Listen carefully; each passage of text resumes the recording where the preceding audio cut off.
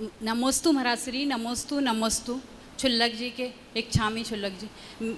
मैं और से रीना जैन। मेरा प्रश्न है महाराज जी, आज जैसे दोपहर में सामायिक में चर्चा चली थी कि महिला 5 दिन 6 दिन की अशुद्धि रहती है, उस समय कई बार मेरे मुंह से भी भगवान हे महावीर स्वामी हे पारसनाथ भगवान ऐसा मुंह से निकल जाता है, तो अशुद्धि में भगवान का उच्चारण हो जाता है, तो क्या मुझे उसका पाप लगता?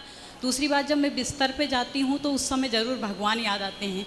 तो कुछ लोग कहते हैं कि बिस्तर पे भगवान का नाम नहीं लेना चाहिए, तो मैं लेती हूँ तो गलत करती हूँ क्या? कृपया मेरा समाधान कीजिए। एक है शब्दों का उच्चारण और एक है शब्दों का चिंतन। जो दोपहर के स्वाध्याय की चर्चा चल रही थी, यद्यपि वो चर्चा विद्वानों के बीच की है और आपके गृहस्थों के बीच की, लेकिन आप लोग उस चर्चा पर ध्यान देते नहीं हो, फिर बच्चे हाथ से निकल जाते, फिर वो चर्चा यहाँ तक आती है। अशुद्धि के समय पंच परमेष्टि के नाम का उच्चारण नहीं करना चाहिए। यद्यपि वो समय काल मौन का ही है, लेकिन आज के समय में कोई रखता नहीं है।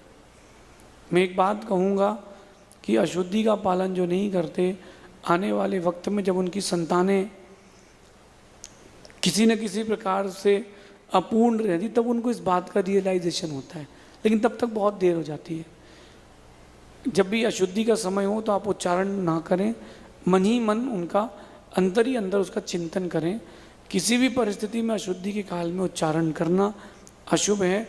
सोते समय वो बेड जिस पर आप सोते हो वो अशुद्ध रहता है, उस समय भी चिंतन करें, उच्चारण ना करें। लेटे लेटे भक्तांबर का पाठ करें, नमोकार का भी अंतरंग में पाठ करें, भक्तांबर का भी अंतरंग में पाठ करें। उच्चारण करना हो तो स्थान यानी द्रव्य क्षेत्र काल भाव सब शुभ होना चाहिए, ऐसा समझिए। अगली जिज्ञासा के लिए